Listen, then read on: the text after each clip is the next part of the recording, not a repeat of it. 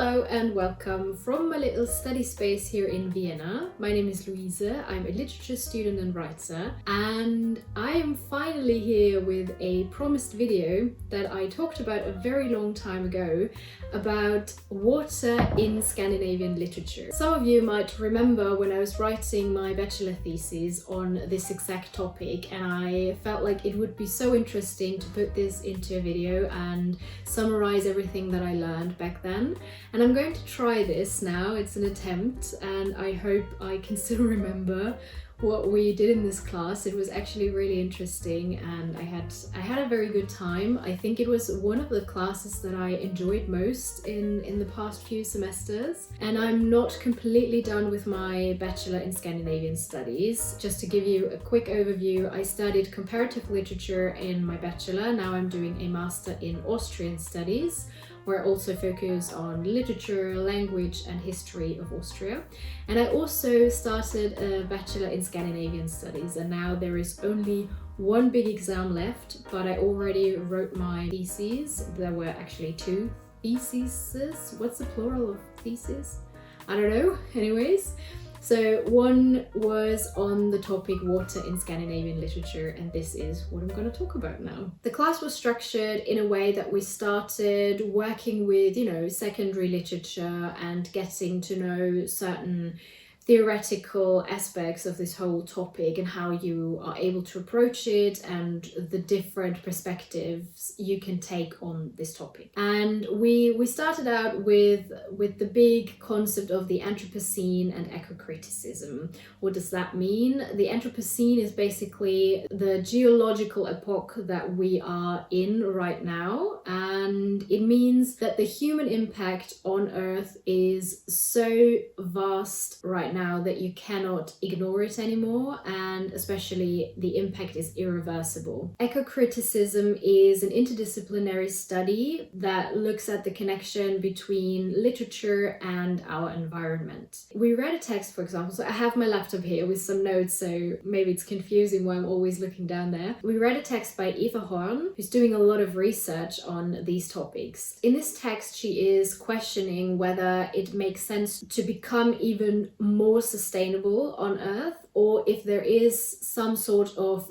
good Anthropocene in the way that our technical interference also has certain positive aspects, and we can intensify our impact on nature in agriculture, or when it comes to climate engineering or the greenhouse effect, where you try to reduce it, but by using technical interference. So she's just putting this out there and questioning it. She also explains that in contrast to the classic ecology, where they actually separate between an organism and the environment and like culture and nature, the Anthropocene, or this whole approach, is questioning this separation and trying to put it all together and see it as one discourse. And what does this have to do with anything? I think this is very, very vital in this whole movement or perspective, that you start seeing things with their connection and putting them together, like nature and culture and human beings and our environment. These are not separate things. We also read one text by Axel Goodbody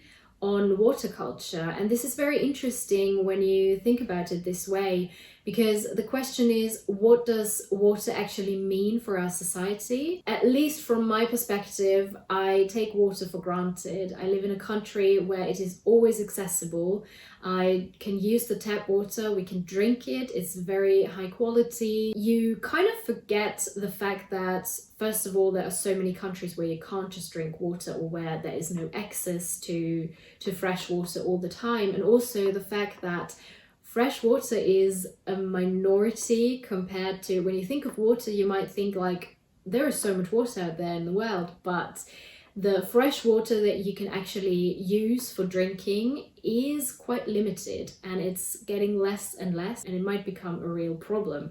So Goodbody is saying that, I'm using the numbers that he has in his text, that more than 1 milliard people, do you use the word milliard in English? I'm not exactly sure, But here it says more than 1 milliard people do not have access to clean drinking water, and around 2.6 milliard people do not have any access to sanitation. And in the next 20 years, the drinking water is going down even more due to chemicals that are harming sweet water or fresh water. The whole idea is that, and Goodbody says this as well, that there is an educational duty and also a duty that culture can take on. And for example, via literature, it is possible to put a focus on these topics and make people think about it. You know, it's not even in our heads that this is something worth talking about. It helps to raise awareness, and also in the way that it is discussed on an academic level. By asking the question, how do different cultures view water and also interact with water? What meaning does it have in their culture? And also, what stance does a culture have towards it? It can really open up so much in this whole discussion. So this was just a little insight on what we discussed at the beginning of the seminar, to just have a little base. But our course was not purely focusing on environmental connections to water or anything. We also had so many other perspectives. Before we move on from the whole topic of ecocriticism, there was one very interesting class from a guest professor who talked about oil and water, and that was really, really interesting. And she talked about the Norwegian series Lykkeland, which I can highly recommend. It is so brilliant. I really loved it. It is set in the 60s, I believe. It's the time where Norwegian found oil along the coastline, and it's this very small town where nothing really happens, and all of a sudden the big oil companies come and they're like, yeah, we want to work here, and the whole town changes. And there are some very interesting characters where you get to see how they change with this whole situation, and the character development is very interesting. Highly recommend. For a moment I thought maybe I should write about this series concerning water in the series and how it is portrayed, but then I felt like it's a little bit too much for me to dive into analyzing a series, because series and films just use different techniques to analyze them, and I wanted to work with literature. We got a literature list with different literature from Scandinavia where water is a very important part of the story in different ways. So I can share some of the books with you, maybe it's interesting for anyone. I can recommend Ulla-Lena Lundberg's book. The English translation is Ice. And I also wrote a thesis in a different seminar on the portrayal of the Baltic Sea region in literature. It's a very uneventful book, so there is not much happening, but there is a priest coming to an island and the ice is surrounding it, and you get the idea of what it's like to live on this island in such harsh conditions. And then there are two other books that are quite popular. Maja Lunde, a very famous author, also Mørknar, I believe. And the last book on this list also sounds quite interesting, so check it out if you're interested. I mean, some of them might not have any translation in English, because the book that I used in the end does not have an English translation. I hope they will translate it into English. Because it's definitely very, very interesting. Another perspective that we talked about was, underwater worlds and how they are portrayed in literature, and especially the fact that it really changed over the centuries because of technological discoveries. And you have to imagine that before people were able to dive down into the deepest places in the ocean, people didn't know what was down there. So obviously you made up your fantasies about what might be down there. Also, when you don't have the proper gear and you go underwater, everything is blurry when you open your eyes. So everything you see is different than when you have the perfect goggles or the right equipment. So this is also a very interesting perspective. This leads to all of the seafaring maritime literature, where you very often have this kind of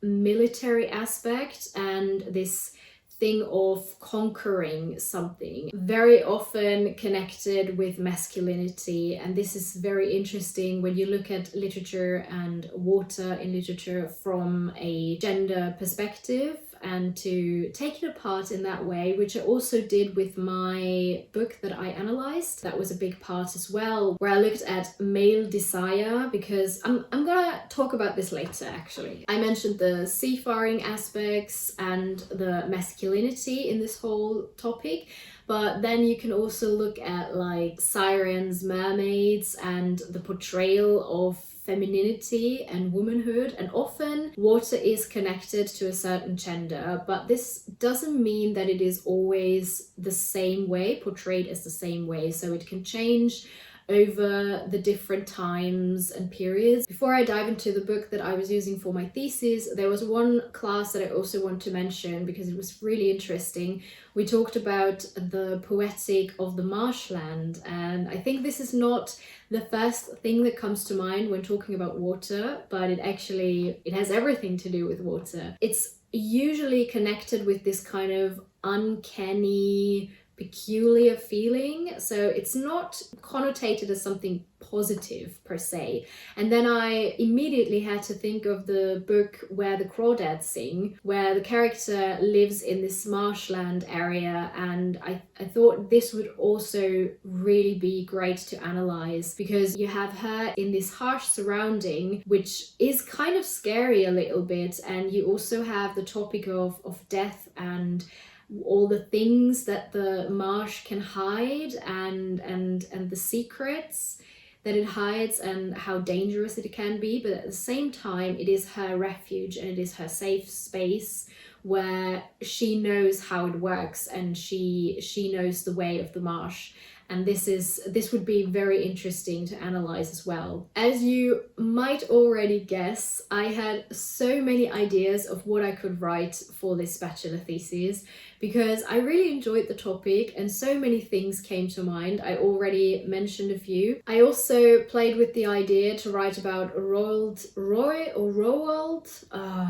the name, Roald Amundsen's Diaries from his South Pole expedition, and that would have been so interesting. But I felt like the project is too big for me at the moment, or at least for the bachelor thesis. And my professor was also a little bit hesitant, and that did not help to make me feel confident about it. Maybe because it's non-fiction and you just read it in a different way, but that would have been great as well. And another book that I had in mind was Die Kunst unter Wasser zu leben. I don't know the original title. I also don't know if there is an English translation, but the author is Olli Jalonen, and this is a Finnish author. The problem was the Scandinavian context, which wasn't there actually, because the author is Finnish and the book is set in the UK.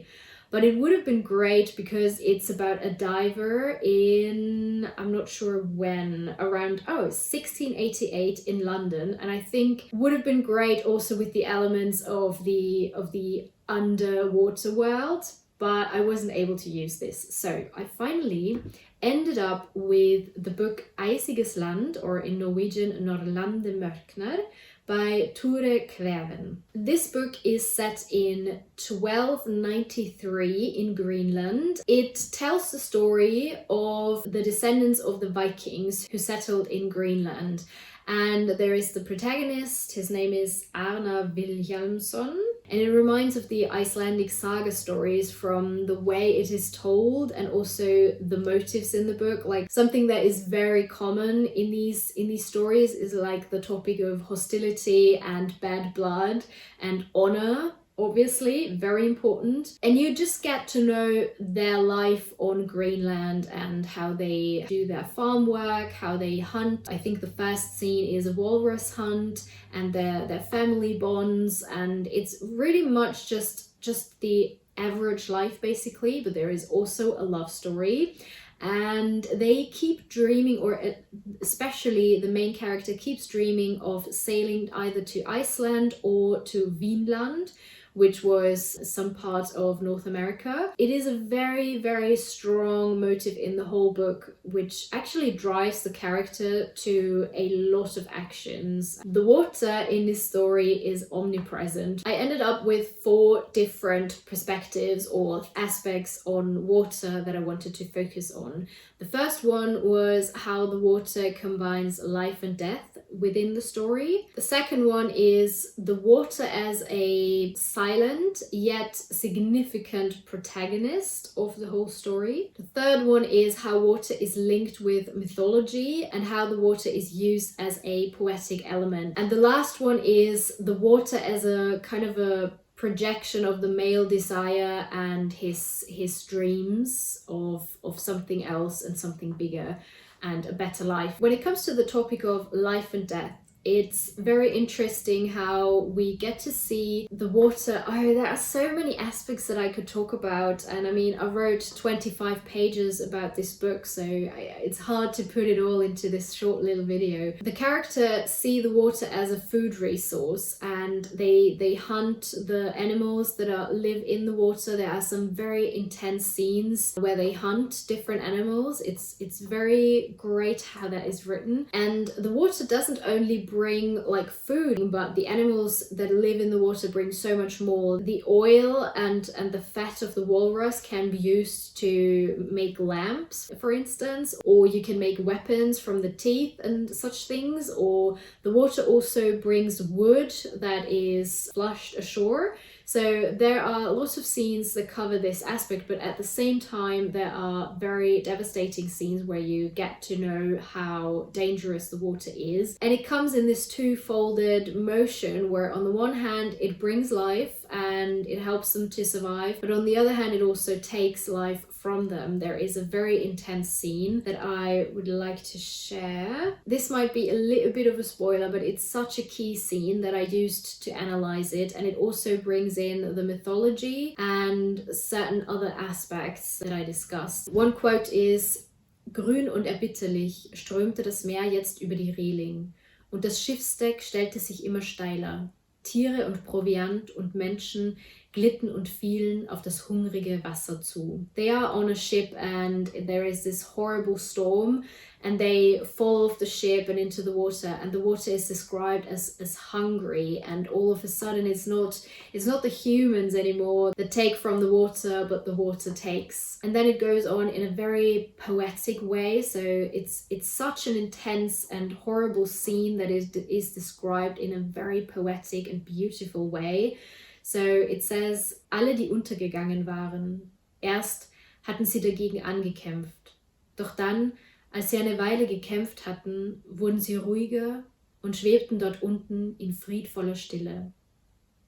Und wenn die Meeresgöttin Ran, die Herrscherin der großen Tiefen, an diesem Tag mit ihrem schwarzen Netz in der Hand auf dem Meeresboden gestanden hätte, wenn sie ihren Kopf zurückgelegt und zur Oberfläche hochgestarrt hätte, dann hätte sie Menschen und Tiere von oben herunterschweben sehen.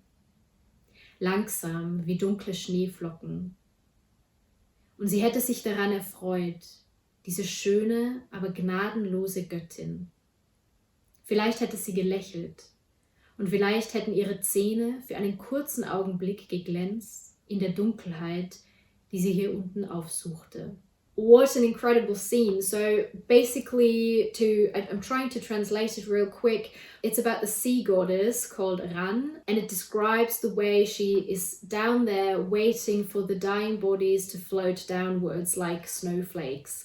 And the way it is described is so touching and beautiful, but actually a little like it gives you goosebumps, sort of. And the water can be understood as some sort of shelter because the storm was very intense and they were up there and they were trying to survive, but now they can calm down and they can let go and they just float down to the sea goddess and they will take them on. And it's a little bit scary and obviously they are dying, so it's quite horrible, but at the same time it has this this soothing tone to it. So very interesting scene combining death and life and mythology. The topic of the male desire, which I already mentioned, where the male character is constantly trying to get a better life situation for his family and himself. And he keeps dreaming of this other world where they sail over the ocean, but they often stand on the coastline and watch over the ocean, and there is always the water in between, and it's like this barrier sort of. The last and maybe most important point is that the water is sort of a protagonist in itself, or it's definitely a very strong narrator. You get the perspective of certain animals that live in the water, and that is very brilliantly done, because all of a sudden you are a Greenland shark in the depth of the water. You get to experience the water from a completely different perspective and what it means for these creatures. And this is not like the water speaking for itself necessarily, but the water creatures get their voice, and this is very, very interesting. When it comes to the creatures and their perspective, there is this one scene with the Greenland shark, and it's very, very beautiful as well. Wie ein schwereloser Geist schwebte durch eine völlige Dunkelheit. In seinem massiven Schädel war alles still und dunkel, als ob die Tiefe, die ihm gehörte, darin nachgebildet worden wäre, in seiner eigenen Seele. Nur hin und wieder bemerkte er Leben pulsieren, wie einen glühenden Widerschein aus Gedanken und Sehnsüchten. So you get the perspectives of the sea creatures, where you already immerse into this different element, and where you're not limited to the human perspective that is on land or on a boat, for example. And then very often the state of the water is described, and this kind of works as a foreshadowing of certain scenes. Because sometimes the water is very upset and there is a storm coming up, and then a few scenes later someone is dying or is injured, or there is a fight or something. So it kind of tells the future, sort of, and also the past. And this is very interesting. And last but not least, it also gets its own voice sometimes, because it's described how it sounds. And some of you may know Jonna Jinton, who is a very incredible YouTuber from Sweden, and she always records the ice when it makes those sounds, when it's like expanding and moving. And this is so incredible. And there are certain scenes within the book where the sounds of the ocean is described, and especially the ice, because of course in this book we are not only talking about water in its liquid form, but also in all the different states that it can be in, like snow and ice, etc. And these sounds are described as some kind of uncomfortable feeling and very interesting. And I read this as kind of the voice of the water within this story. And like I said, it very often had certain meanings and was also transporting an atmosphere for certain scenes. It had a lot of power, the way the water was used in this story. And I really hope all of this made sense and it was kind of structured well enough so you can, I don't know, imagine what I'm talking about here. If you read the book, please let me know, or any other books that I mentioned here. All in all, I'm very happy with my bachelor thesis. It turned out quite well and I love the topic. I was also kind of determined not to write about a book with like the topic climate change or like some dystopia where everything goes to hell basically. So the topics on the anthropocene and ecocriticism was not my preferred perspective. I've just talked about this quite often. A lot of different classes focus on this, so I wanted something a little bit different and using the gender perspective but also the mythology aspects. That was really my thing. Maybe this gives you some inspiration, or the next book you read you can put on the lens of, I don't know, blue humanities, the Anthropocene, ecocriticism, or water writing. Before I let you go, I have to take another fangirl moment for one of the best fantasy books I read recently. It's Ship of Magic by Robin Hobb. It's amazing. I talked about it quite a few times, and I think this book would have been so amazing to analyze on the topic water, because obviously you have the whole traders situation, the ships and everything. It would have been so brilliant, but that wasn't suitable for my thesis because there is no Scandinavian context. It's not from a Scandinavian author or set in Scandinavia, obviously, because it's a fantasy world, but wow, that would have been amazing. So interesting. Anyways, it is time to finish my tea and do a little bit more research on another thesis that I have to write. I hope you enjoyed this little discourse about the poetic of water in Scandinavian literature, and I'll see you next time. Have a wonderful day. Goodbye.